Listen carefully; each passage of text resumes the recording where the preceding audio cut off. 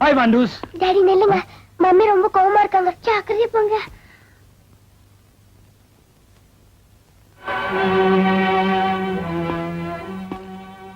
ஏய், ஏன் ஜானு கோவமா இருக்க?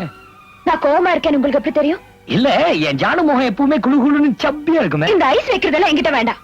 நான் வீடு பூரா தேடியாச்சு, அதை காணோம். சோ அது எனக்கு இல்லன்னு தெரிஞ்சு போச்சு. வேற யாருக்காக வாங்குனீங்க? எது? இவ எதைத்தான் கேக்குறான்னு கொஞ்சம் யோசிச்சு பதில் சொல்லுங்க. நேத்து நீங்க கணக்குல வாங்கல பட்டு புடவை. அது ஹேய் ஜானு, இப்படி சஸ்பென்ஸ் அப்பேத எப்பட கத்துக்கிட்ட? இப்படி உட்காரு. அந்தமான் போயிருந்தானா? என் ஃப்ரெண்டு புண்ணியகுடி அங்க பார்த்தேன்.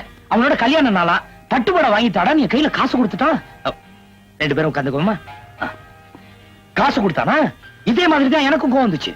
டேய், நம்ம 2 பேரும் ஃப்ரெண்ட்ஸ், என்ன அவமானப்படுத்தாத. ஊருக்கு போன உடனே ஒரு பட்டுப்பட வாங்கி அனுப்புறேன் அனுப்பிச்சு வச்சேன்.